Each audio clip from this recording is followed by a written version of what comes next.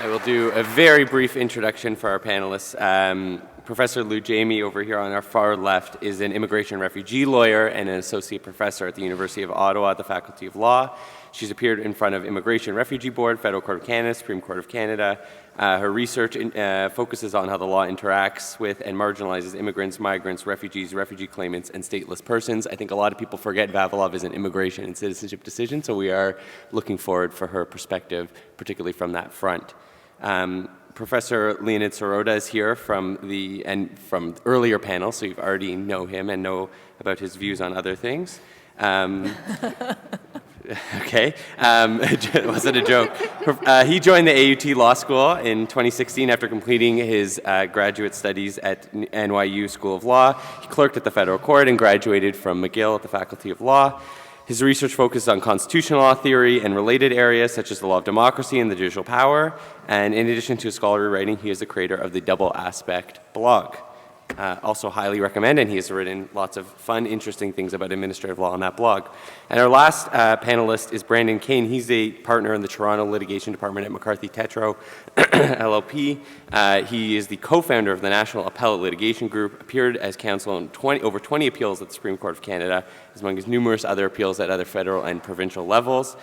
Frequently acts in judicial reviews and administrative appeals, and for our purposes, most interestingly, acted for the Bell NFL conglomerate. And I don't know if we'll have time to get there, but if you have questions about Section 91H of the Broadcasting Act, Brandon is our guy, is our expert on that. So if you have any questions, see him after the panel.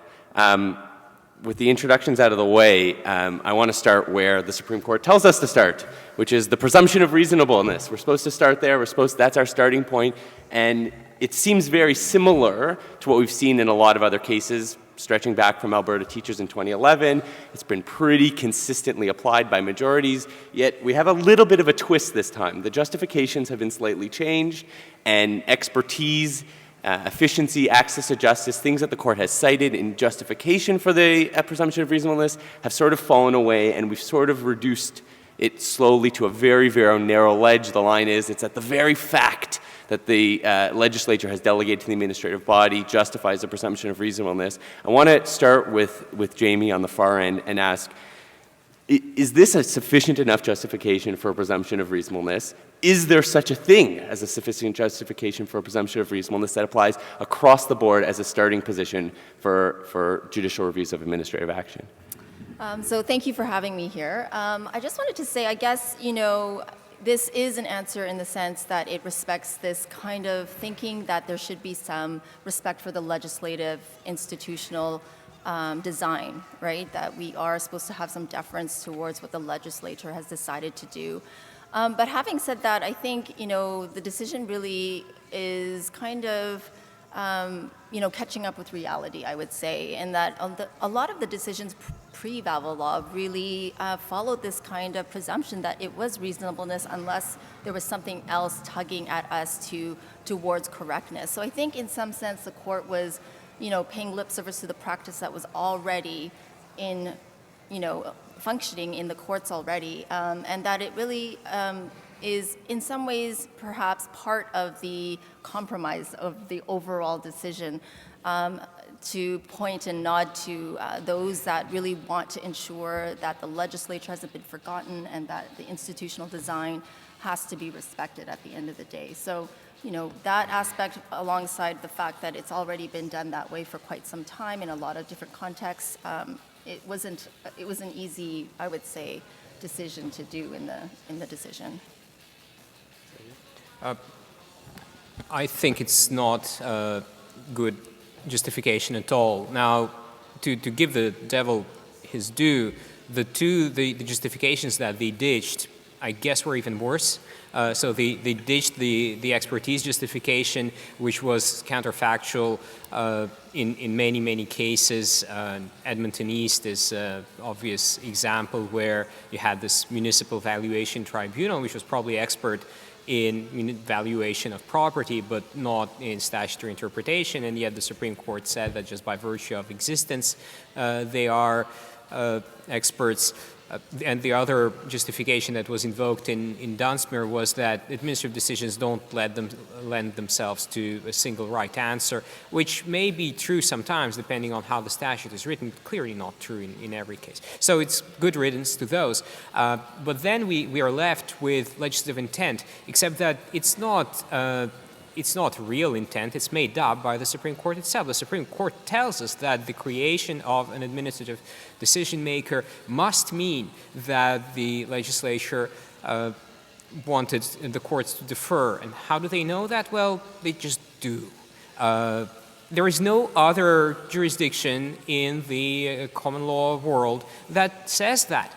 So I'm not going to claim expertise, although I teach administrative law in New Zealand now. But in the UK and in New Zealand, there is no deference on questions of law at all. There's certainly no presumption that the creation of an administrative tribunal entails deference. If anything, the presumption is the other way around. There is always going to be a presumption against seeing legal questions as being conclusively committed to administrative tribunals. And even in the United States, there's no presumption that Chevron deference will apply. Chevron deference applies if the court concludes that the legislation is ambiguous. Then, but only then, will the court read it as creating interpretive authority in the agency. But the court will first look for itself whether there is a right answer to the question. And someone like Justice Scalia said, well, if you are a reasonably confident statutory interpreter, you don't see ambiguity easily, then your space for Chevron deference will be low. So I don't understand why Canadian legislatures are different from American, British, Australian, New Zealand legislatures. I don't see a reason, certainly not in the Supreme Court's decision or elsewhere, I don't see a reason for the presumption that the creation of an administrative decision maker must entail deference on questions of law in particular. Thank you very much for having me here today. I would agree with what Leonid said. What I find interesting, I think the Supreme Court was trying to take some round pegs and fit them in square holes to some extent. Like, I think that it really thought that it had to somehow reconcile a whole bunch of different cases and principles under these two general organizing principles of the rule of law and legislative supremacy. And in doing so, I'm not sure that it fully gave regard to other perhaps important constitutional principles like the separation of powers in explaining why, for example, there should be a presumption of deference in relation to questions of law, which traditionally are within the province of the judiciary rather than the executive. That isn't something the Supreme Court actually really fully grappled with in Vavilov, and I'm surprised they didn't address it because it was a prominent part of the arguments. Also, too, just from a practical perspective, to suggest that the presumption of deference is rooted in legislative intent and you can ground it all on that is somewhat inconsistent, I think, with the Supreme Court's suggestion that privative clauses are irrelevant, because it basically reads the privative clause out of the statute. It makes a privative clause redundant. Why would you ever enact a clause saying that you're not going to have judicial review? If you needed to do that, it obviously suggests that there shouldn't be some starting presumption of deference. It suggests that there's a need for the legislature to actually go out and say something to that effect. So the way that the Supreme Court dealt with privative clauses in Vavilov is just to say that they're no longer relevant to the standard of review selection. It didn't even suggest they're relevant to the reasonableness standard. And I think that's a significant conceptual flaw in its framework. And it's something that will probably come back to haunt it down the road. So on that, we'll move from something that the court has kept in place for a number of years to something the court totally radically turned upside down on its head, and that's the statutory appeal mechanism, which is the sort of inverse of what we've worked here. And the court ends up saying that if the word appeal is in the statute, that we're going to go over to the Hausen and Nicolason framework, and that's a significant revision of, depending on where you want to start, potentially up to 1989, at least until 2016, the case was exactly the opposite, that appeal basically had meant nothing. And that seems to be the position that the dissenting/concurring reasons take, that we have appeal should basically mean nothing, and we have the majority reason saying appeal should basically mean everything. And I guess my question to the panel here, and we'll start with Brandon on the right, because this was obviously very pertinent to your position. Bell and NFL was working with the statutory appeal clause, particularly on an appeal on law or jurisdiction. And the question is there room between these two middles, or potentially are one of the extremes actually the right way to approach this particular issue? Because it seems like the majority and concurrence are on total opposite ends of the spectrum of how to interpret the word appeal in a home statute. Yeah, no, it's a great question. So, I mean, obviously, when the Supreme Court shifted the analytical framework for deference from expertise and the concept of there being multiple reasonable interpretations to one based entirely on legislative intent, appeal clauses have to assume more prominence, because to say that just by creating an administrative tribunal, the legislature intended to leave the determination of things to it, for it to have the final say, is inconsistent with an appeal clause, at least in some instances. And the facts in the Bell and NFL appeals actually provided a very clear example of this. So the Broadcasting Act provides for an appeal clause, an appeal right to the Federal Court of Appeal with leave on questions of law and jurisdiction. It also provides that the CRTC can determine any question of fact or law before it. And then it goes on to say that the CRTC's determinations on questions of fact are final and binding. But it says nothing about what happens to CRTC determinations on questions of law. So in creating an appeal right on questions of law and jurisdiction from the CRTC, where there's a privative clause on questions of fact, the Broadcasting Act clearly suggests that Parliament wasn't intending for courts to defer to the CRTC on those issues. And that's confirmed by the fact that the Federal Courts Act actually creates a right of judicial review from the CRTC to the Federal Court of Appeal. So you have concurrent paths, statutory paths, Parliament enacted to review decisions of the CRTC. One, a judicial review to the Federal Court of Appeal. One, an appeal right on a question of law or jurisdiction, buttressed by a privative clause that extends only to questions of fact. So against that backdrop, it's extremely difficult to say that Parliament didn't intend for the CRTC not to receive deference on questions of law and jurisdiction. Now, there may be other types of statutory appeal rights, like, for example, the one at issue in Edmonton East, where the rationale for the appeal right may not be to actually do away with deference. It may simply be that you want to provide a procedure that has, more expeditiousness than judicial review. There may be some procedural reason why you want to create an appeal right. But I would say in the vast majority of cases, it is inconsistent with legislative intent not to abandon deference when you have a statutory appeal right. I'll just add that, what is, I think, common between the CRTC and Edmonton East is that in both those cases, the administrative decision makers are not lawyers. They're chosen for their real or alleged expertise in something else. And so if the legislature itself recognizes that and creates an appeal on the question of law, then that's a very clear signal that the questions of law should be decided by independent courts. And of course, the appellate standard of review already accommodates the fact that factual questions or even mixed questions, and we can fight about whether that's Hausen and Nicolaisen was rightly decided on that, but as things stand, even legal questions that have this intense factual flavoring will call for deference even in the appellate framework. So it's not like the appellate framework opens everything up for relitigation. That's not true. But what it primarily does is open questions of law to relitigation in front of people who are actually trained and independent, so as to decide those questions as questions of law and not as questions of policy. So I'll speak from the immigration law context where decisions made by immigration officials or by a tribunal such as the Immigration Refugee Board can be judicially reviewed to the federal court, but there's a statutory appeal to the Federal Court of Appeal if you are able to get a certified question approved by the federal court. And so the decision doesn't really deal with the nuance of statutory appeal of judicial review.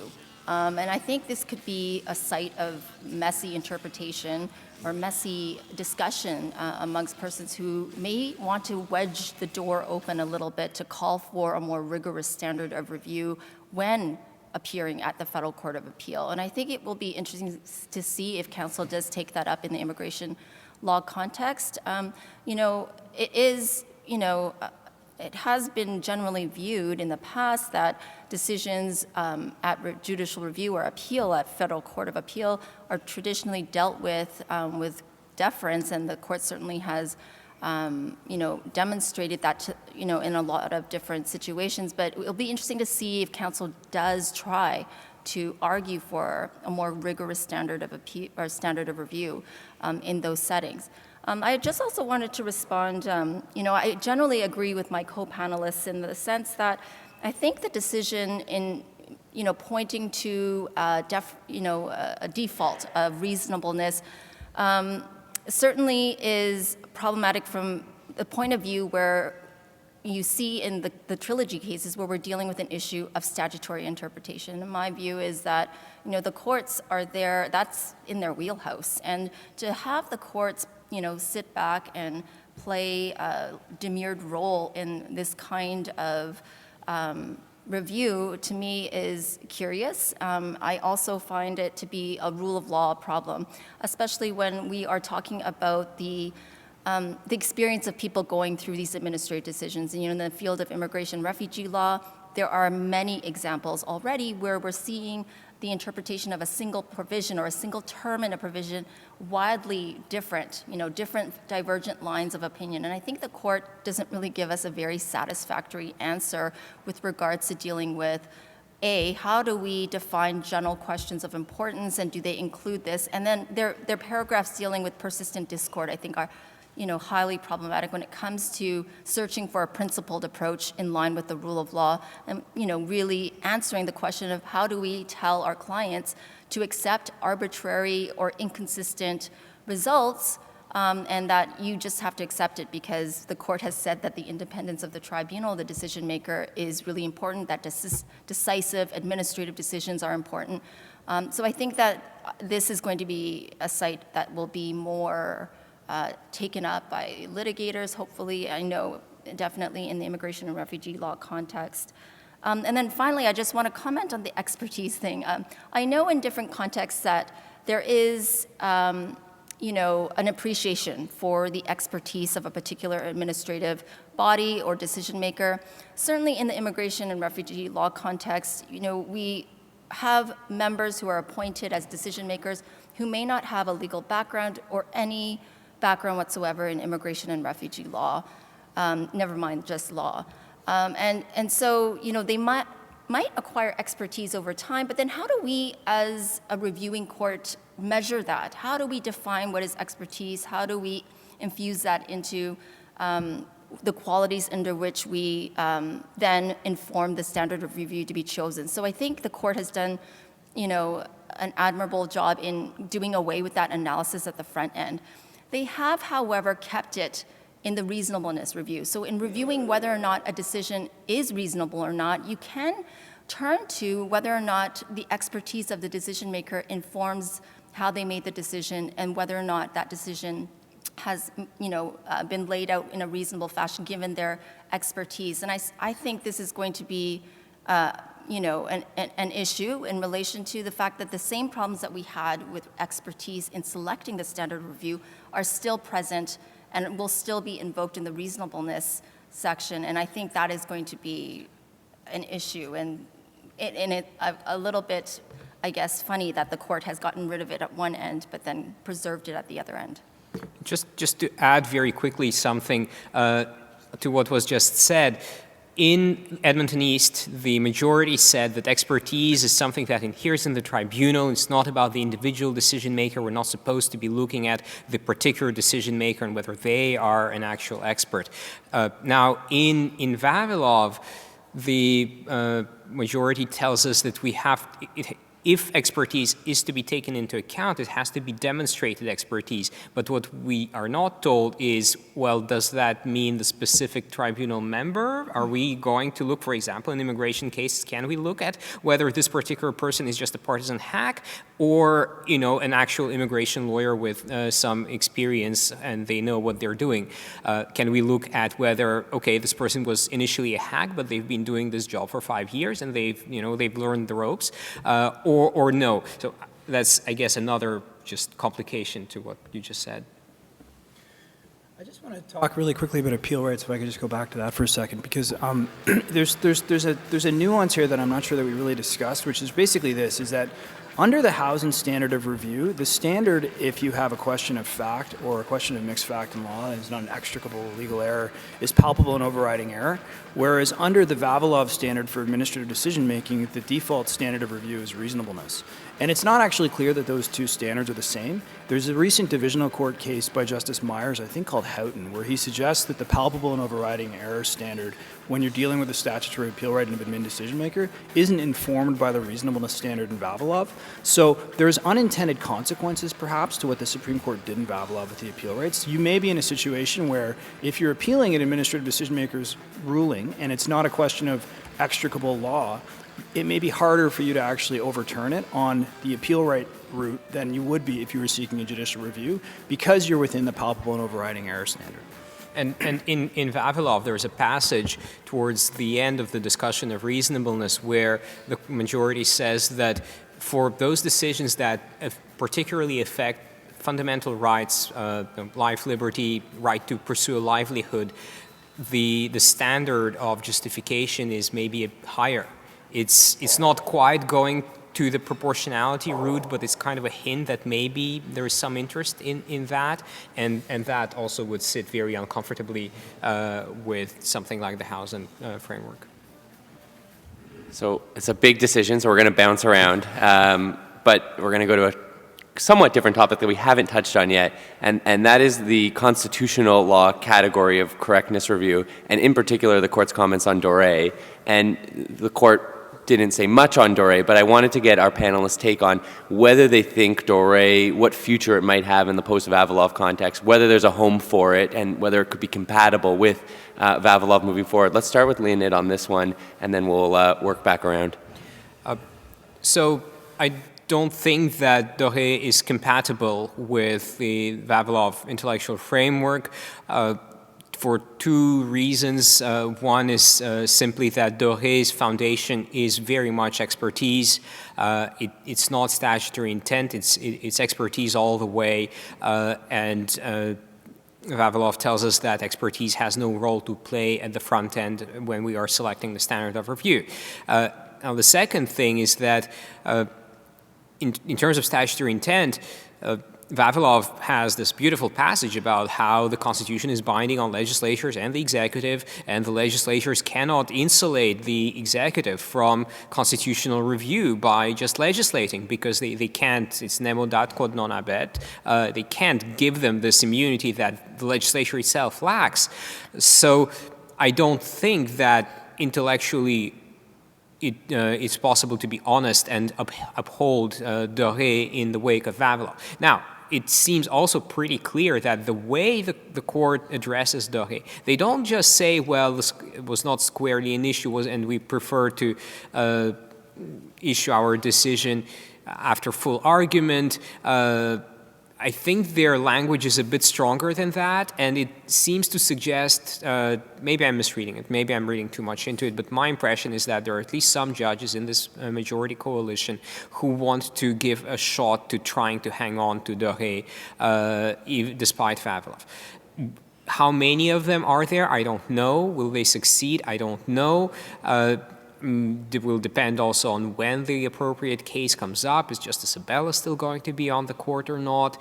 But what I want to say is that even if the reasonableness standard is continued for charter questions, it's not the same reasonableness standard after Vavilov as it is in cases like Trinity Western. There is much more emphasis in Vavilov on the reasons for a decision. There is much less willingness to countenance supplementation of reasons. There is more of an emphasis on what I already said, the fact that there are certain fundamental interests of fundamental importance to the individual, and the majority is quite careful not to include constitutional rights in that. But if your right to pursue a livelihood, which is fundamental and perhaps should be in the Charter, but is not, but if that is regarded as a fundamental interest, surely the rights that the Charter itself describes as fundamental ought also to be considered as matters of fundamental importance to the individual. And so even if we continue to pretend that reasonableness is the relevant standard of review in Charter cases, this is not the same standard of reasonableness that it used to be. So I actually think this is a very problematic part of the decision. It really solidifies this kind of distinction between the effect of a legislative provision and and the constitutionality of an actual provision. And to distinguish that and to apply a different, approach to reviewing government action, I would say, against the Charter is very curious to me. It means that if you are affected by a decision of a government official that is outside the purview of administrative law, you will get, a more heightened approach to review or by a court than you would if it was being made by an administrative delegate. And to me, that seems very curious, that why is it that in an administrative, area, why would we, dampen the protections that exist everywhere else? And so for me, this distinction between effect and the constitutionality of an actual provision is a very curious division, and one that doesn't square with the way in which the Charter is applied outside of the administrative law context. I do also think that it was probably a compromise, position, but also, I'm not sure why there is a stickiness to thinking that, because these decisions are made by administrative delegates, that there's some deference should be paid because this is a choice of the legislature. In my mind, if the government is acting or making decisions that are affecting a person's charter rights, it should not matter. I mean, in every other respect, you could argue that there's legislative, intent with regards to a provision and how it applies outside of an administrative law decision too. So it doesn't, the legislative institutional design argument does not fly with me with regards to how the Charter is being applied differently in different contexts. I do take, notice that, maybe because of the more robust reasonableness review that we shouldn't worry so much, but I think that at the end of the day, it still means that we are carving off a large chunk of decisions that will not be scrutinized in the same way, and that courts that will want to or have an inclination to be deferential will take up that space. And because the Vavilov decision signals to the courts and to judicial members that they can be deferential because of this distinction. So I think while the reasonableness standard is robust, it still signals to certain people that they can take the space to be more deferential, even though for me it's not a very principled way. If we're going to be applying the Charter to all kinds of government decisions, it should be applied equally in the same way. Yeah, I think it's clearly a very sensitive issue for the Supreme Court. We actually raised a charter issue in the Bell NFL appeals because there's a provision in the Broadcasting Act that deals with freedom of expression, and part of the argument was that the CRTC's SIMSUB order actually would inhibit the ability of broadcasters to, decide what programs they're going to be broadcasting. So it was before the Supreme Court in our factums. It was an issue I guess they could have seized on if they wanted to address it, and they didn't. They just sort of let it lie, which suggests to me that they're waiting, and I think they want to see how this develops a little bit post-Vavilov before they return to this, and maybe see what happens with, perhaps when Justice Abella retires, who knows. But I do think there's a couple of things in Vavilov, though, that suggest that at a minimum, the Dore approach is going to be less important. The first is the category of correctness review for questions of central importance to the legal system seems to have been broadened because it no longer requires that the issue be something that falls within the decision maker's expertise. And I can see lots of issues that would otherwise fall within a Dore framework being issues of central importance to the legal system insofar as they implicate charter rights. I think there was a case in 2015 called Saguenay, actually, where the Supreme Court dealt with a freedom of religion issue under that category of correctness review rather than through Dore. So that may be a back door that courts can use to get around Dore with that new expanded correctness category. And the second thing, just picking up on a point Leonid made, was that the form of reasonableness review that emerges from Vavilov is very different than the pre-Vavilov form. So Dore's proportionality analysis is really an outcome analysis. It's really based on looking at whether or not what the decision maker did in terms of the charter right it affects a proportionate interference, having regard to the interest the decision maker is seeking to advance. That's not something that places any premium on the decision maker's reasoning. So you could have a situation where the outcome of the decision maker's decision in relation to the charter right is a proportionate balancing, but the reasons they provide are just inadequate. And Vavilov suggests that in that instance, you would need to set the decision aside because you can't uphold it any longer just based on an outcome analysis. So for that reason alone, I would suggest you're going to need to tweak the Dore standard at a minimum.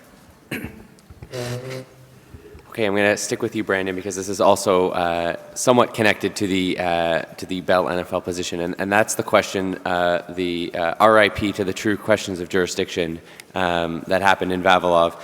It's been a long time coming, at least for majorities of the court, for this particular doctrine to die. Yet Dunsmuir itself said it was vital to the entire existence of judicial review and the supervisory function of the courts. My question, I guess, is, with regards to the true question of jurisdiction, was its removal principled?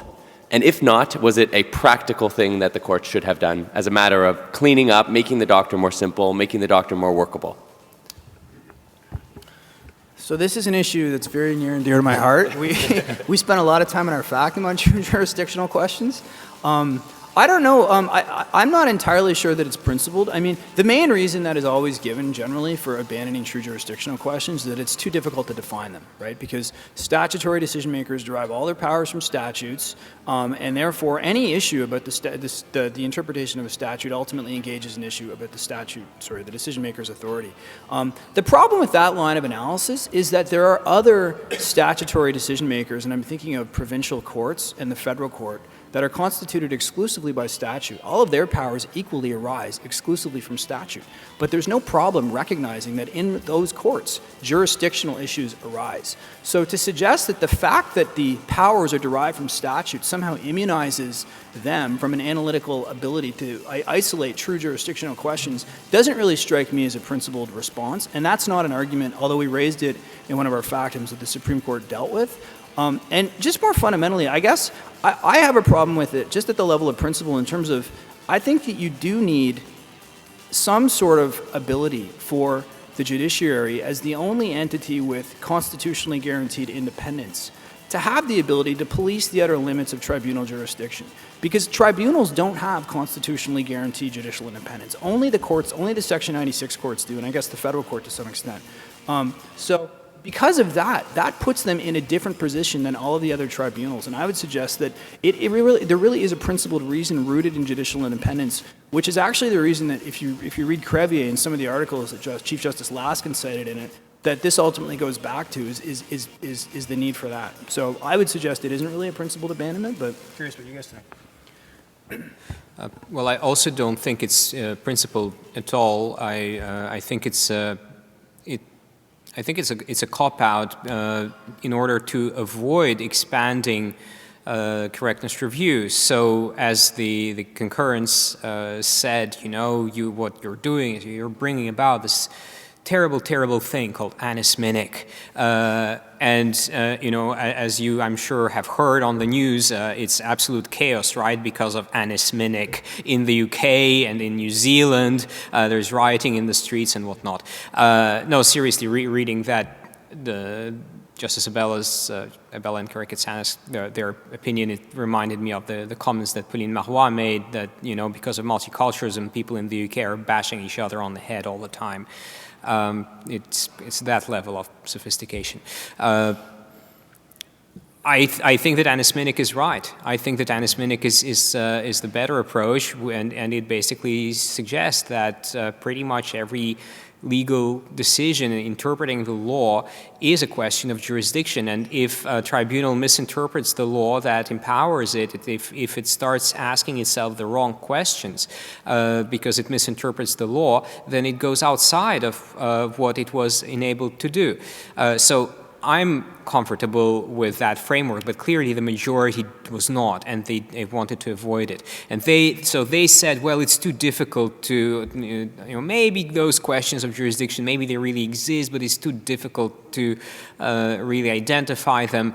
So I think even if you take their reasons at their face value, I don't think that they make really a pretense of it being a principled position. But the thing is, they know full well that questions of jurisdiction exist, because they say, I think it's paragraph 109 or 110, they say that tribunals don't have the authority to arrogate to themselves powers that they weren't meant to have. Well, there is a word for that, for authority being limited and tribunals not being able to arrogate to themselves powers that they weren't meant to have. That's the word jurisdiction.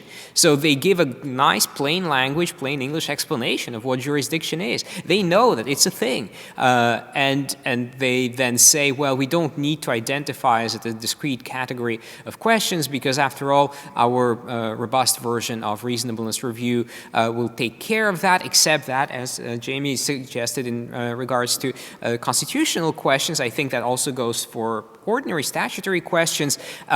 Yes, there is language in Vavilov that would make reasonableness review quite robust. They say, well, sometimes there's only one reasonable answer, but then there's other judges who would, there's other language in that decision, perhaps we'll come to that later on, and there are judges who would interpret that decision differently. I think you see it already emerging in the commentary that is out there on Vavilov. You read Professor Daly's blog posts and you read Mark's and mine. They're quite different. And we're reading the same decision. I think we're all reading things that are there. We're not making it up. But it's because there's different things there. And as Jamie said, if you are a differently inclined judge, if you are a more deferentially inclined judge, then you can play with that.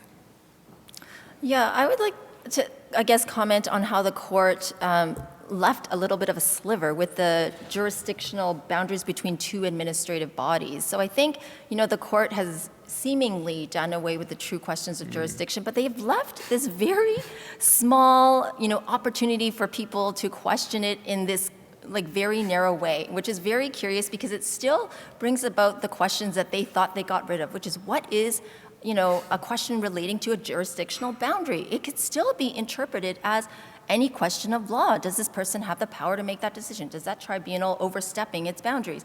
It's the same problem, the same issue, same question, just now in a seemingly more narrowed piece of pie in which people can try to fit it within. So I think the court kind of tries to do away with it, but leaves the door open for people to wedge their issue, if it is a jurisdictional question in that respect, to this. And I think it is very problematic because it still has to grapple with the same questions and the same definitional concepts with regards to true questions of jurisdiction. Having said that, I think that this resembles the court recognizing that there are going to be circumstances in which they might have to intervene because of overstepping or the lack of authority, in making a particular decision. And it goes back to, discussion about shouldn't all questions of law then just be reviewed on a standard of correctness? And, we probably will get to this later, but in some ways the decision kind of, gives us a veiled correctness kind of approach to certain things. But I think the court should have been more true to its approach then and should have been more upfront with that. And instead of making it very confusing and leaving opportunities open for more, for example, deferential decision makers to say, we're just going to keep doing what we did before Vavilov, which has to some extent, you see that kind of happening already. Some decision makers have said, this doesn't change anything. And others are saying, well, actually, post-Vavilov, this is, a little bit more rigorous, or these are just more, signposts for us to check on the list kind of thing. So it will be interesting to see how those kinds of questions get dealt with. It's interesting. To some extent, I guess jurisdictional questions still exist in the context of statutory appeal rates because in the Bell case, the statutory appeal rate in the Broadcasting Act was on a question of law or jurisdiction. And in the Bell and NFL reasons, the Supreme Court didn't say, oh, it falls within the appeal rate because it's a question of law. It actually cited the Attorney General's concession that it was a question of jurisdiction and really based its reasoning on that. So if you have an appeal rate that relates to questions of jurisdiction, it's still going to be important to be able to identify whether something is jurisdictional or not. And I guess just picking up on the earlier point about jurisdictional boundaries between tribunals, there's a decision out of Manitoba that, the Supreme Court granted leave-in on Friday where they're going to be reviewing that category of correctness review. And it's interesting because the leave application, it's called Horrocks, I think. The leave application in that case was filed in 2017. And it went to the panel in 2018, and they sat on it for a year and a half, obviously waiting for Vavilov before granting leave. So it looks like they're planning on doing something with that category, so I guess stay tuned on that. Yeah, I was going to bring that up, so we'll be here next year on the panel talking about Horrocks. Can't wait. We'll see you all there. I want to sort of wrap up our discussion about selecting the standard review. I know we've touched on applying the standard review, and I think we're itching to get there. I want to talk about creating new categories, because the majority reasons set out some language, a couple paragraphs saying, well, here are the categories we have. There's 3 rule of law categories, there's 2 legislative intent categories, but we might create another category down the road. They use the language of exceptionality and trying to narrow it as much as they can. But I guess my question to you is, do you anticipate and do you recommend people trying to make lots of new categorical arguments? And more fundamentally, is this sort of residual thing just the contextual analysis all over again, but just trying to create a category as opposed to creating a particular contextual sliver to argue that your case should be deserving of correctness review? Is this just trying to piece together a bunch of contextual signals in the statute and saying, well, yes, we have an appeal clause, but when the statute involves X, Y, Z too, even despite the appeal clause, we should still get reasonableness review. It should be a category of reasonableness. I'm wondering what you guys think about the future of how malleable that language is in those couple paragraphs. And sorry, we can start with Jamie this time. I actually think that the court doesn't give a lot of guidance as to what is a general question. And I guess we could look back pre-Vavilov to see how this has been dealt with. But just looking solely at Vavilov, the examples they give, which is precedent elsewhere, the solicitor-client privilege, and they give like a very small list of cases where this has occurred. But these cases, there's not a general theme to these cases, and I feel if you tried to argue it, there isn't a lot of guidance from Vavilov. And having, I'm on a team of lawyers that are working on a factum right now, and we're having, philosophical argument about, do we try to argue correctness? This is a statutory interpretation problem. Do we try to wedge our issue into a general question of central importance? And, there is, on the one hand, parts of the team are saying, well, let's talk about this strategy-wise. What do you think the court will be receptive to, given that everyone thinks that there is a deference to reasonableness now? And do we want to appear to be too greedy in asking for correctness when we really want them to steer ourselves to this particular outcome? So I think it will be interesting discussion amongst litigators as to, what kinds of strategic choices you have to make in terms of trying to carve out the correctness standard, and will it actually change anything given the reasonableness and the application of the reasonableness review? And I think, my perspective, given in the immigration refugee law context, there is, you look at the potentiality of the decision makers that you could appear in front of, and you don't know who you're going to appear in front of. And so these kinds of decisions are are factors that are not within the Vavilov decision, I would say, right? And so it's really interesting to see that there is openings for pitching a correctness review. But are there strategic costs to trying to put that forward? What are, the potential pros and cons to doing that as a litigator? I'm not sure. I don't have the answer to that. But, academically, I just also think that there isn't, I would say, a lot of guidance. And again, it goes back to this, I think, compromise, and that really, my view is that all questions of law are within the wheelhouse of the court to review. And so, it should have just been that and made it more simpler in that way. And I think the court tries to dance around too much about trying to provide ways in which to divide these pieces, but they're not neatly done. So if the original question was about new categories of correctness review, I have to admit I haven't really thought of that. I have a hard time seeing what it might be. I think the court wants to be cautious, but wants to mostly close that door. So I would be surprised if new ones actually appeared. In terms of whether they should, well, I think you should blow up the whole thing and say that it's correctness review on questions of law. Do away with all the rest of it. In terms of what Jamie spoke to, the central questions, I agree with everything you said, and I'll just add that it's like pornography. It's like that American case, which I forget the name of, where the judge said, well, it's very easy to define pornography for the purposes of whether the government can censor it. Yeah, pornography is really easy. I know it when I see it. So that's central questions according to the Supreme Court. The Supreme Court will tell us when it finds one. Yeah, I'm sort of fascinated by the fact that they left open the ability to define new categories in the future. As a litigator, I really like that. So I think that could be something that could be argued. I think it's interesting that the Supreme Court in Vavilov didn't really address the exceptions that it had developed in Rogers and Tervita, where you had, for example, issues under the Copyright Act that could come before the courts at first instance.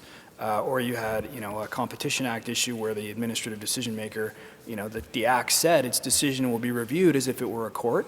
Those types of signals of legislative intent, which are a bit more nuanced perhaps than just saying the standard is correctness or here's an appeal right, I could see in the future someone taking that up and saying, that should maybe be a third category of correctness review based on legislative intent, where you have some sort of unique legislative signal like that, because the status of those cases is now open to question after Vavilov. I don't know what the standard is, frankly, for copyright board decisions after Vavilov.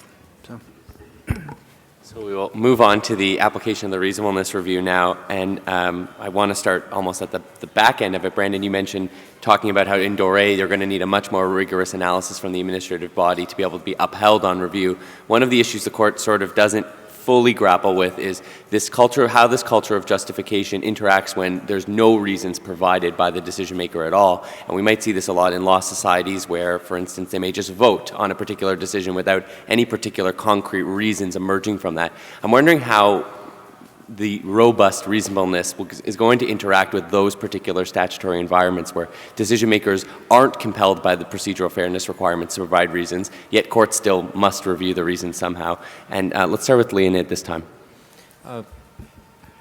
I don't think that Vavilov really tells us anything about that. I think it's a big theoretical hole in that framework, and they have just punted on this particular question, maybe because there's no consensus on the court, and the whole thing has to be understood as patched up compromise, and there probably wasn't any sort of consensus on that issue, so it's just left open, and I don't know what the court is going to do with that.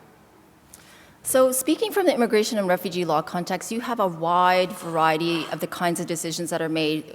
For example, you could have a decision made at the border as to whether or not someone is eligible to make a refugee claim, and it could just be a form where you just check off boxes, these are the reasons that you don't, or a one-liner from an officer at the border. And these are deemed as decisions with reasons, in this context. So I think, we have already a lot of experience with a variety of decisions and the forms of decisions and in the way in which we can see reasons depicted in them. Having said that, I think the Vavilov decision really reinvigorates, the Baker notion of the importance of reasons, but infuses it into not just the procedural fairness, but the substantive review of a decision, which I think is really important because it now places onus on decision makers, no matter how perfunctory the reasons are, to give some thought to the rationale and the tying of the evidence, the submissions, your reasons, basically, to the outcome. And I think, in the past, for those of us working in immigration refugee law, we've always struggled with this notion that the courts could imply reasons, could search for them elsewhere in the record. And this, to me, was wholly unfair to people who could not see that up front before going to a judicial review. And so now we've seen some decisions come out post-Vavilov, and this has been, I think, a very welcome change, where courts are now saying, well, no, sorry, respondent, you can't just say that we can apply this or that we can assume that they did this. This is now going to be a higher standard in terms of the quality of decisions out there. And it doesn't mean that the decisions have to be lengthy. It doesn't mean that decisions have to note down every little consideration, but they do have to note down certain things. And the Vavilov decision does give some guidance as to what things are important to take into account when putting your reasons together. So I think it is a very good step forward. And I think it, for those of us that say there aren't reasons, there are different forms of reasons. And I think the challenge will be, are those forms enough? And I think this is where, related to my previous comment about expertise and the context under which the administrative decision is being made, decisions made by a border official may be scrutinized differently than someone at, the Refugee Protection Division at a refugee hearing, for example, right? So we'll see some leeway given depending on the context and depending on the decision that's made, I would guess. Yeah, I think as a practical matter, it's actually just going to make the procedural fairness inquiry more important because, I think that it's unlikely in a lot of cases that a court is going to say, you know what, you didn't have a duty to give reasons at all under the duty of procedural fairness, but I'm going to set your decision aside because it's unreasonable because you didn't give reasons. Like, once it makes the call that you don't have to give reasons, I think it's going to be difficult conceptually for the court then to go on to overturn the decision because it didn't give reasons on a substantive ground. So I think a lot of this is just going to result in courts perhaps being more willing to say that decision makers should actually be providing reasons, especially given the culture of justification that Vavilov articulates. To me, the more interesting question is, what do you do when there are minimal reasons, and the issue is how far can a court go in supplementing, very small, minor, or problematic reasons. And Vavilov is interesting here because previously the approach that I understood in cases like Delta was that if an issue had been argued before the decision maker and the decision maker had given reasons, the court was limited in the sense that it couldn't provide reasons that conflicted with the line of analysis the decision maker had given. Now in Vavilov, they seem to go beyond that and they say, as well, the court can't provide reasons that supplement on issues that are of central aspects of the arguments that the parties made. So it's not even just the court can't conflict with the decision maker's reasons, it can't come in and sort of cooper them up on major issues like, important provisions of the statute that the decision maker just didn't talk about at all. In that case, it has to send it back so the decision maker can reconsider it. So I think it's going to limit the ability of courts to supplement perhaps more. We've touched on this topic a little bit, but I'd like to sort of center in on it and really dive deep on it. And that's the question of, and the court devotes a particular section towards doing statutory interpretation and reasonableness review. The court has been relatively silent on that issue. I think McLean in 2013 is probably the closest they get to giving any guidance on how those two things interact. We have a little bit of guidance in this particular thing. It might be a little bit mushy and conflicted, but we have some real guidance here. In your view, and let's start with Brandon again, and we'll loop back again, do you think that there's enough guidance here that helps reviewing judge review a particular question on the reasonableness standard?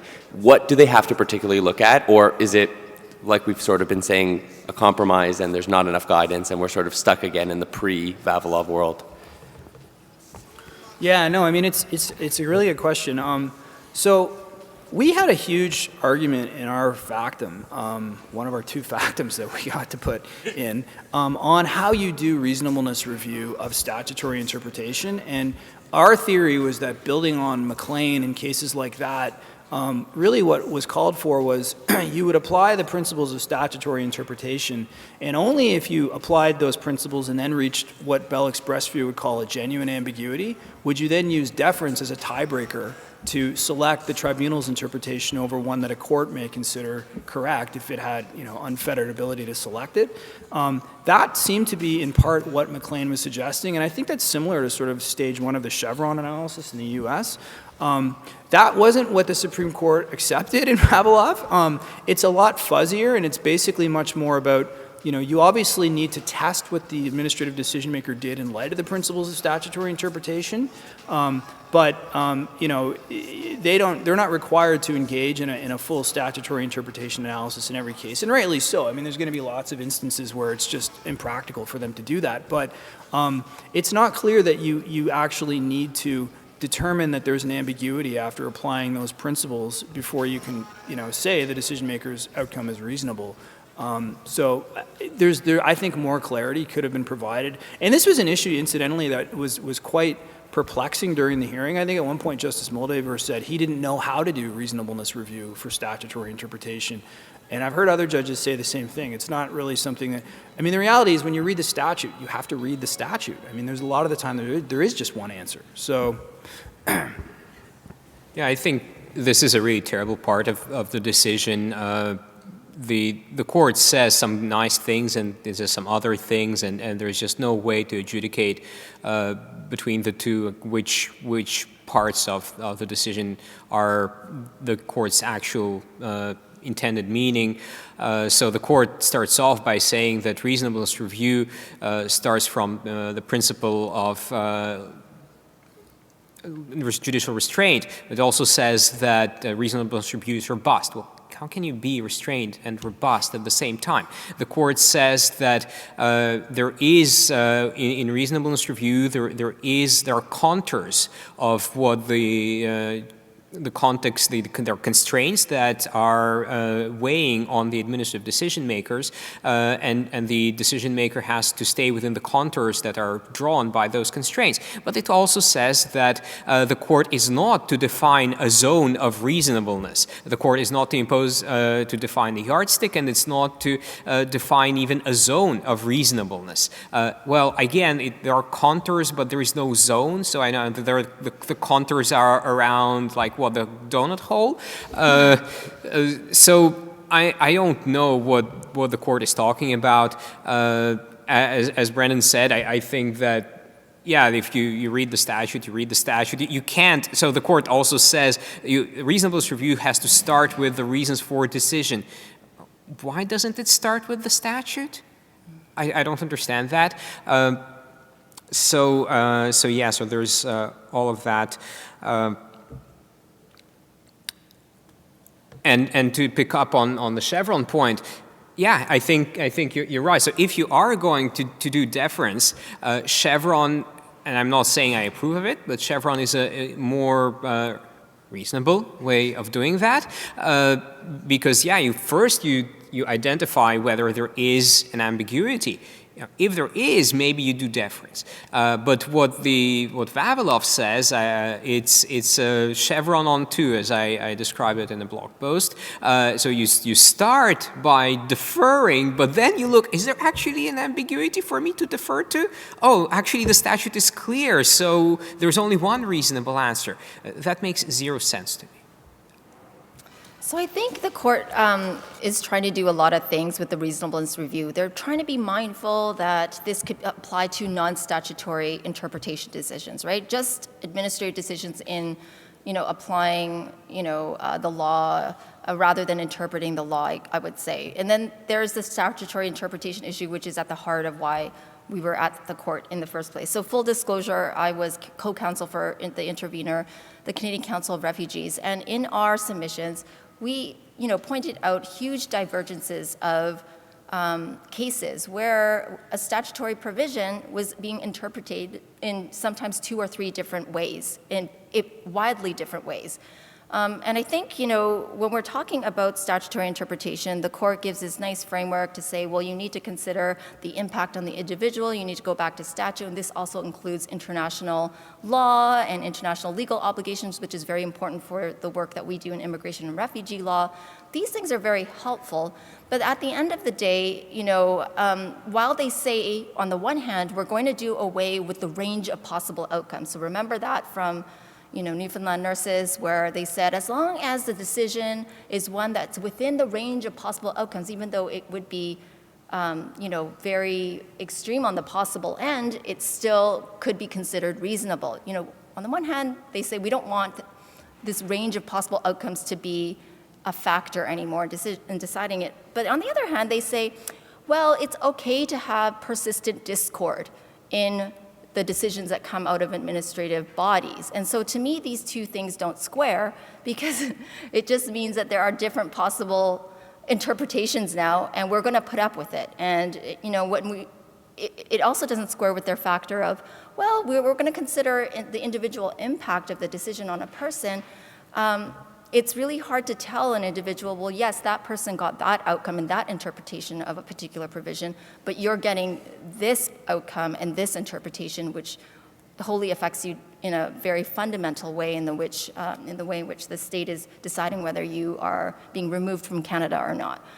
So I think, the reasonableness rubric gives a lot of tools by which, for us in the immigration and refugee context, can push the envelope in terms of directing the court towards a particular interpretation. But on a principled basis, for me as an academic, I find the approach very problematic. And it goes back to my pitch that for questions of law, including statutory interpretation, the court really should embrace its role as, interpreters of the law. And I find it very curious that the court is kind of shying away from that role. And usually the problem is that the courts are taking too much of that role of and interfering too much, but yet the courts seem very standoffish or reluctant to take on something that is within their purview. And then I just want to comment on the fact that this has been done before. The court has given single interpretations of the law, especially in the immigration refugee context in the cases as Tran and Azakola. They didn't have a problem with that in those cases. And so it's very curious to see how they have, said, we're not going to allow for the correctness standard to be applied to statutory interpretation, even though they effectively have done that in the past. And then secondly, to say, I would say they almost create a very problematic test by saying that if there are divergent lines of authority, that the time when the court will intervene is when it is so serious and persistent that is when we're going to do something about it. So now we have to wait for people's lives to be, in chaos in various ways and subject to arbitrary decisions and to show proof of that before we're going to intervene. And to me, that seems very unprincipled and not really keeping in line with the principles of the rule of law, I would say. And so it's a very curious and maybe unintentional test that they put into the decision, and in my mind, very problematic. I think we'll do one or two more questions, and then we'll have time for Q&A from the audience, because we want to hear what you guys have to say, and questions for the panelists. I want to talk about remedial discretion, because the court talked about it a little bit here, and this is sort of one of the first few times it's really gotten into this issue about it. It lists a number of factors that a court should look at in deciding whether or not to remit the matter back to the administrative decision maker after an unreasonable decision. And I wanted to take your take both on the nature of those factors and also whether you think this is going to be sort of a pathway to judicial supremacy, or whether judges will exercise this in accordance with sort of the nature of the deferential review to start off with, which is that the administrative body makes a decision and generally not a court. And we'll start with Leonid on this one. I'm not sure how much I have to say on this, but I would say that in keeping with this idea that questions of law, especially questions of interpretation, really should be for judges. I don't have a problem with judges exercising. I mean, they have, if we are talking about the question of interpretation, especially interpretation in a strict sense that Professor Barnett was talking about yesterday, interpretation as opposed to construction, then judges have the tools to do that, and they don't really need the administrative decision maker to somehow guide them. So I think that I don't see why it would be a problem for judges to just take over and save everybody time in providing legal interpretations. And I would not suppose that on different kinds of questions, more fact-bound questions, perhaps questions of construction as opposed to interpretation with provisions such as, just and reasonable, whatever, which are the reason why we should have a non-delegation doctrine, but that's another story. On provisions like that, I would expect judges to remit to administrative decision makers, because in those cases administrative input does become important. But there's plenty of cases that are not like that. They really are questions of interpretation, and judges can do those just as well, and there's no need to waste everybody's time. So with remedial discretion, I find it kind of curious because in the immigration refugee law context, I think it really depends on the judge. There are some judges who readily do that already, and some judges who refuse to do that. So I don't really see it changing in this in the context that I work in primarily very much. It was available before. The fact that the court now has signaled to courts that they can do this, I think it will fall on the philosophical approach that a particular judge has. Yeah, and I haven't seen it taken up in the decisions following Vavilov, post-Vavilov. There hasn't been much uptake to that approach. Yeah, I find this an interesting issue. So traditionally, the test courts applied in deciding whether they were going to send it back to the administrative decision maker was whether there was only one reasonable outcome. And if there was only one reasonable outcome, then the court would just select that outcome, and there was no need from an efficiency perspective to send it back. So what Vavilov did was kind of expand that remedial discretion, and actually on the facts of Vavilov itself, I think the Supreme Court held that there wasn't necessarily just one reasonable outcome to the interpretation of the immigration legislation at issue, but they were not going to send it back anyway because of some additional sort of access to justice and efficiency style factors. So that's interesting that they now have this increased discretion. The issue where I sort of wonder where that's going to work is how the interface of reasons review and outcome-based reasonableness review sort of work together. So like what do you do if you have a situation where the court concludes that the outcome may be reasonable but the reasons are bad? Like, does it really make sense to send it back to the decision maker just to get more reasons when they've already selected the reasonable outcome?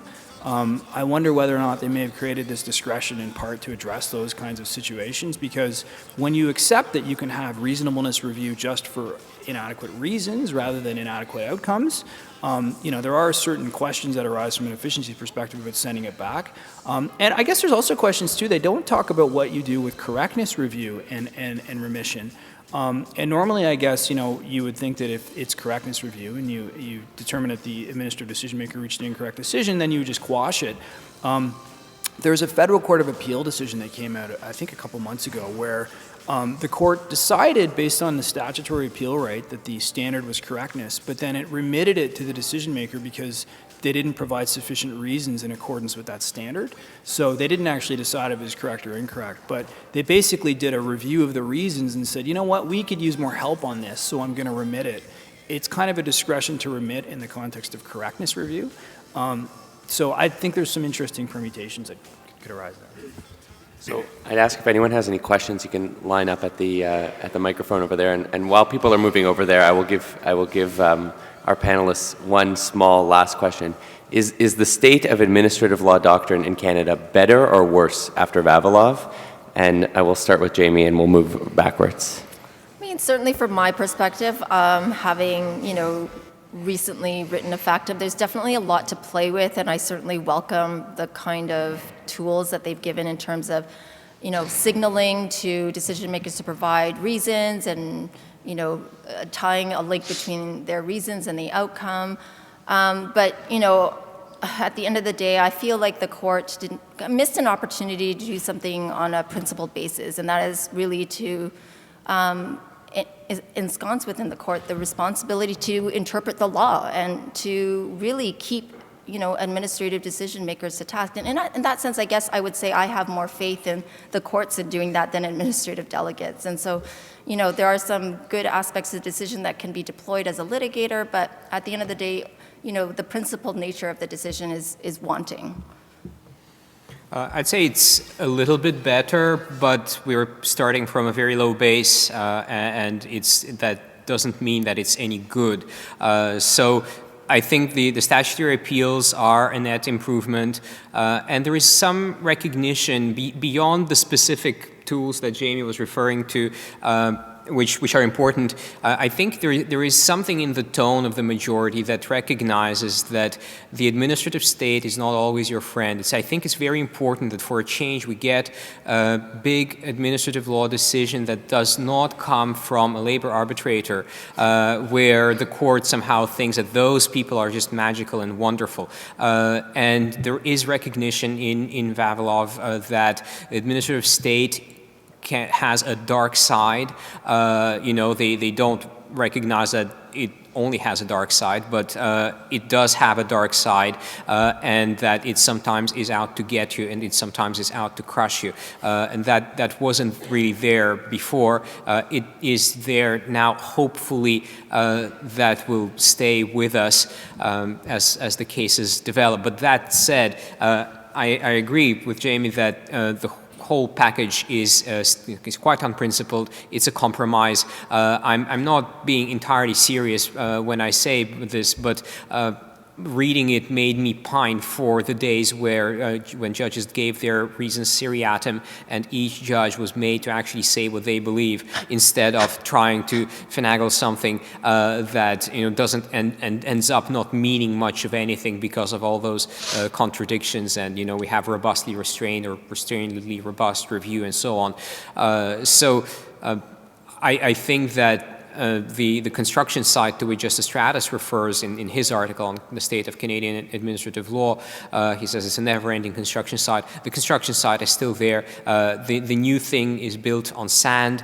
It's going to come crushing down. It will have to be rebuilt again. So I think it's an improvement. I don't think it's perfect, but I don't think that it ever will be perfect. I mean, I think courts are struggling with a lot of complexity in this area, and Justice Iacobucci once said that it's complexity. It's created by the legislatures to some extent. It's not really created by the courts. So there are limits to how rational and elegant of a solution, I guess, the Supreme Court can devise here. There's a line in Vavilov where they're talking about statutory appeal rights. It's a throwaway line, but I thought it was quite telling, going back to a point you made, Leonid, which was, they talked about how there needs to be an equilibrium between, the courts and administrative decision makers, and providing correctness review for statutory appeal rights helps ensure that equilibrium.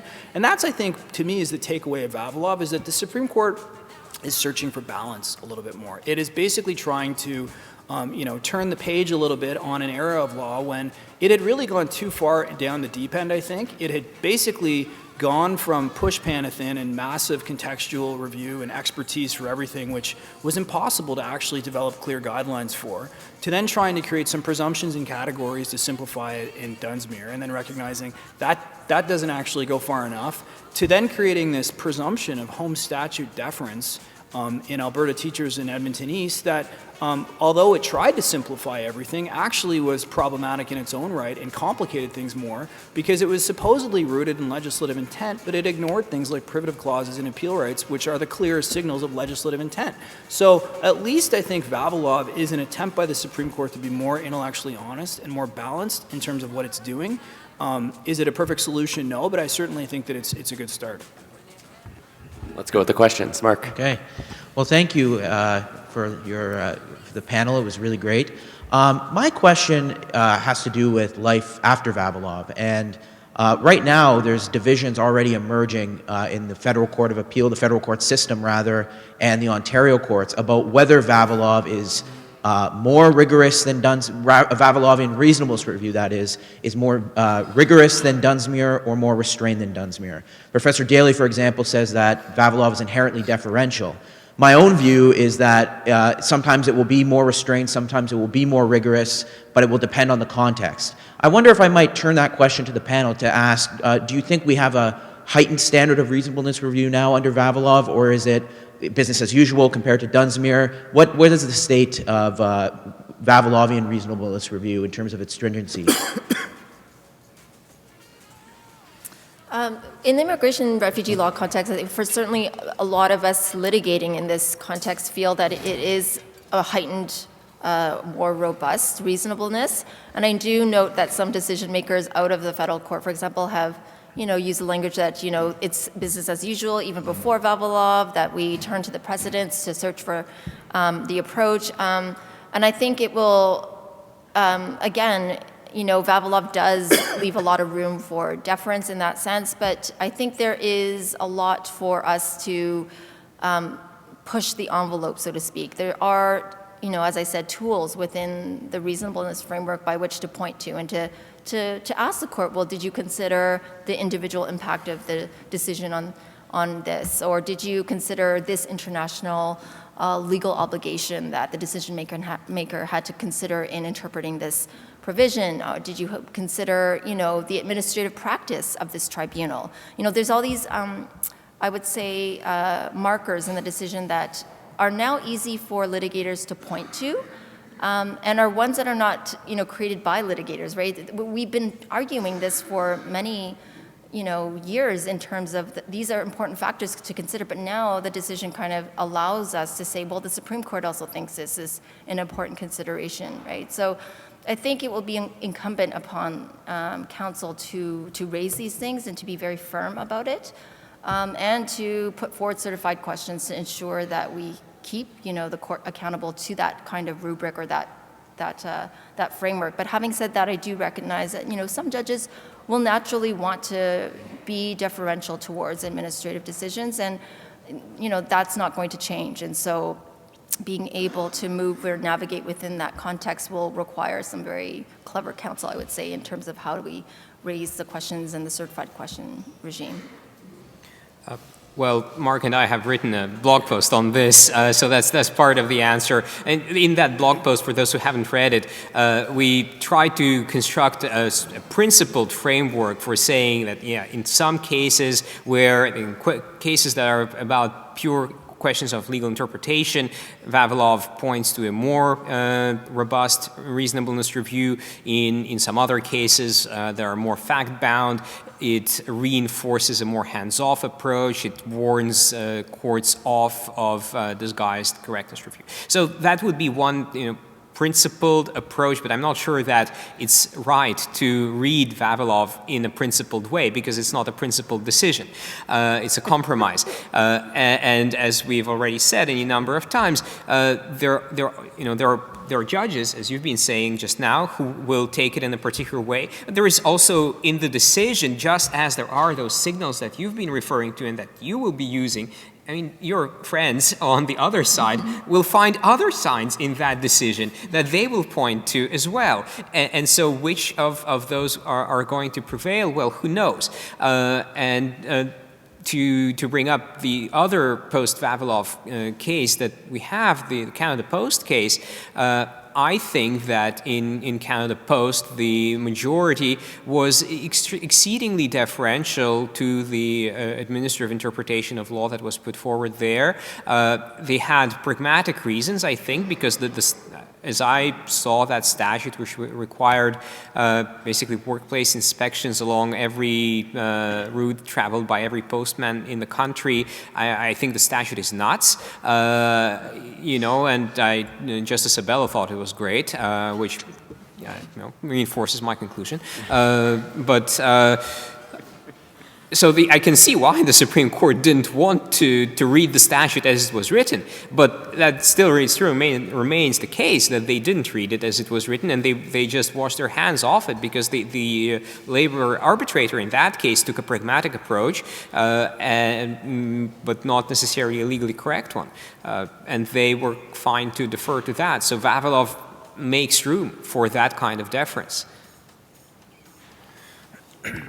Yeah, I sort of think at the end of the day, you need to look at what the Supreme Court did in the decisions.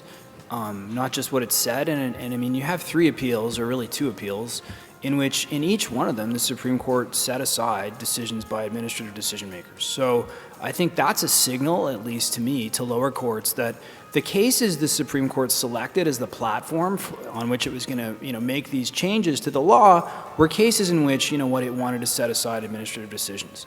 I think that's an important signal, and you know what, I do think that, I guess conceptually you could argue that reasonableness review is perhaps narrower in the sense that you now start from the reasons and work outward to examine the constraints and test the reasons moving outward, rather than beginning with, a mass sort of articulation of all of the different things that, are required for it to be reasonable, and then look at the reasons within those.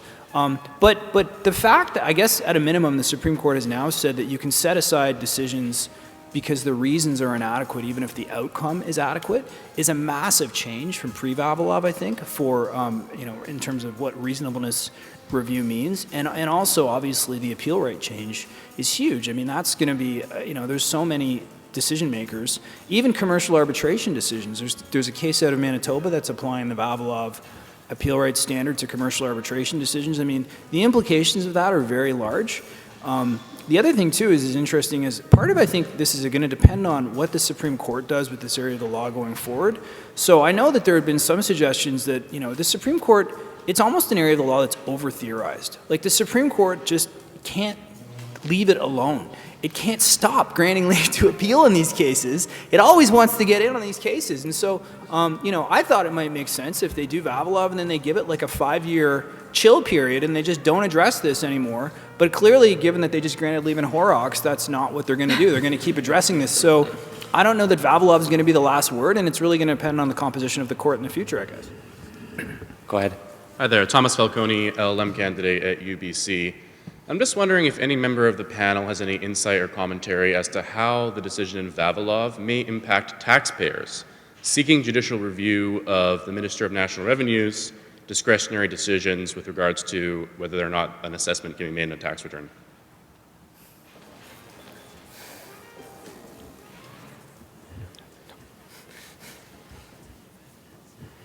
Not sure there's a tax lawyer on the panel. I'm certainly not going to subscribe and step up to that. So maybe we'll move on to the next question if we have time for it after. We can brainstorm. Yeah, go ahead. The only question in all of these administrative law judicial reviews is whether the decision is so bad that I should interfere with it. And it's always going to be difficult to find a rule that says how bad so bad has to be. One of the things that you've already mentioned in Vavilov that concerns me is the coherence of the decision, because it seems to suggest that if you're a good decision writer, it doesn't matter what your decision is, it's reasonable, but if you're a crappy writer, you're going to get set aside. And is that really the way we want these decisions to be made? Yeah, it's a good question. I mean, I don't think that is the way we want these decisions to be made. I mean, I think that there have to be limits from an outcome perspective on whether or not the decision, the outcome of the decision is reasonable, irrespective of how good the reasons are. There are some statements in Vavilov about how, there may be some decisions whose outcome is so, problematic that regardless of the reasons, it can't be sustained. It's not clear to me that that's the same threshold for identifying an unreasonable outcome that it was under Dunsmuir. Simply falling outside of a range of reasonable outcomes. That's not necessarily something that I see the Vavilov court necessarily endorsing as the outcome-based reasonableness test. So it's a great question. I'm not sure what they're going to do with that. I would say in the immigration law context, this is where I think expertise will come in to review, to judge what is a reasonable decision. Someone at the border who's making a decision very quickly will be probably given, more leeway than someone who is at an administrative tribunal like the Immigration Refugee Board. So, I can see, and courts have done that in the past, for example, right? There is already that kind of practice. And Vavilov gives a lot of leeway too. Like on the one hand, they say, this is how, we're going to espouse the modern principle of statutory interpretation, but they say, given that these are administrative decision makers that might not be legally trained making these decisions. We can't expect them to do legal interpretation the same way that a lawyer or a judge would. So we see these kind of markers by the court saying, we will expect certain things in a reasonable decision, yet we can't expect perfection. We can't expect the level of analysis that a lawyer or a judge would expect to be doing. So I think it will be interesting to see where the court draws a line in terms of what is expected. Certainly in the immigration refugee law context, there are times where you wish that the court would intervene more because a decision is not very coherent and it is problematic. And here, this is where I would say there might be more interference given the impact of the individual, but then it might be tilted towards deference because of the context under which that decision was made, right? So it's going to be an interesting balancing act that courts are going to be making, yeah. So I think it's important to distinguish the two standards of review. What you've described, is it so bad, how bad is so bad, or what, as when I was a clerk, I think we actually referred to that as the puke test. I clerked at the federal court way back. That goes for a reasonableness review. It doesn't go for a correctness review. So that's why it is important from a rule of law perspective to have correctness review on questions of law, because then you go away from this, different courts have different standards of, how strong their stomachs are. So that's questions of law. Now, on other kinds of questions, I don't think that just pragmatically you can really have correctness review on everything. And therefore, the more radical approach is the more pragmatic one, which is dismantle the administrative state. Just burn it down.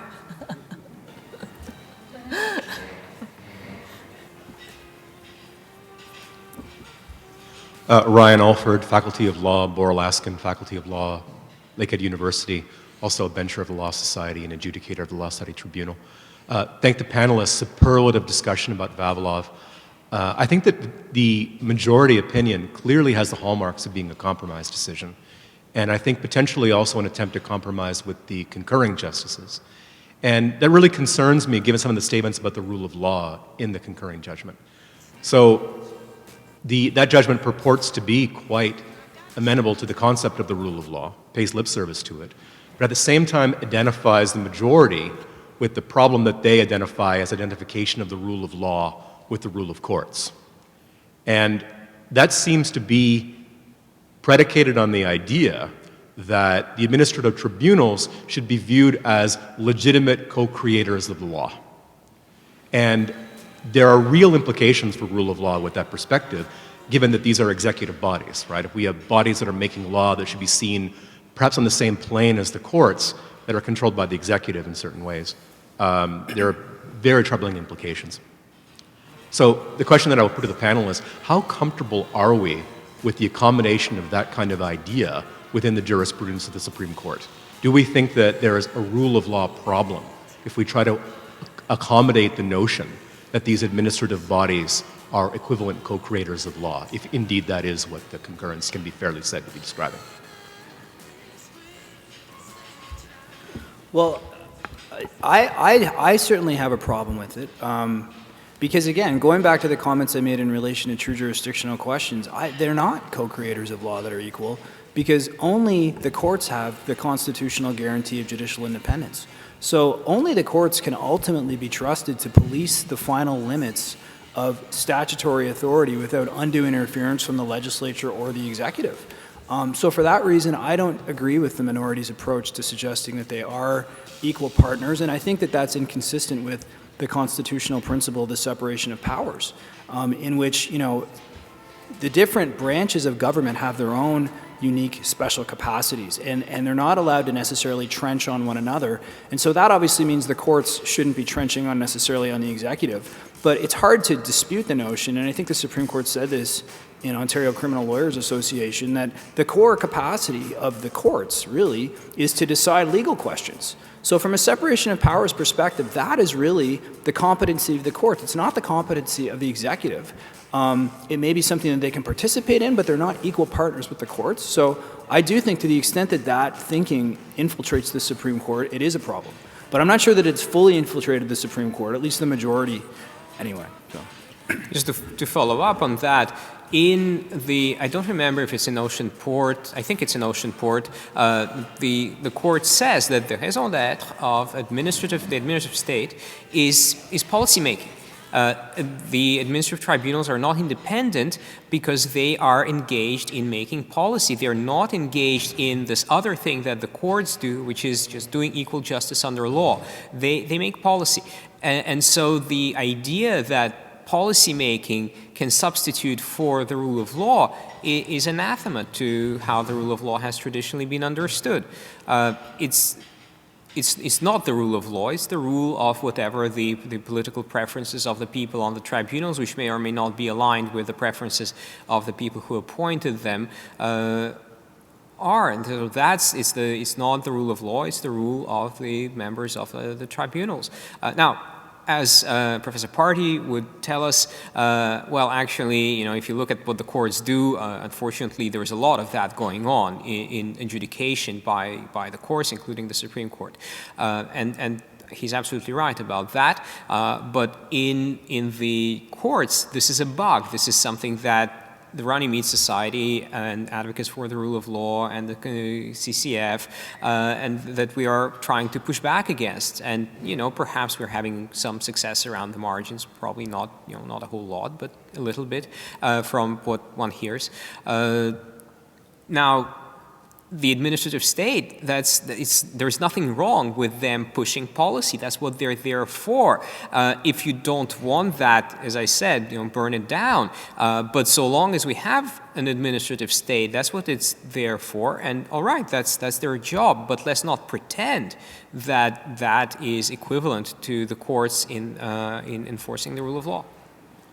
Yeah, I think that the decision has really give a very thin interpretation of the rule of law, and I think this is very problematic in a number of ways. And the first is that, Vavilov really props up, this notion of prior administrative practice. And they have this discussion about, well, even if there's some problematic decisions coming out of an administrative tribunal, there is opportunities within the administrative tribunal to correct this through guidelines, through training and things like that, which is very curious because now they're, there's a lot of discussion amongst administrative legal experts about whether or not these kinds of tools actually fetter the discretion of an administrative decision maker. So on the one hand, you have the court licensing this ability of administrative tribunals to try to guide and sway the interpretation of the law in administrative tribunals. But then on the other hand, they say,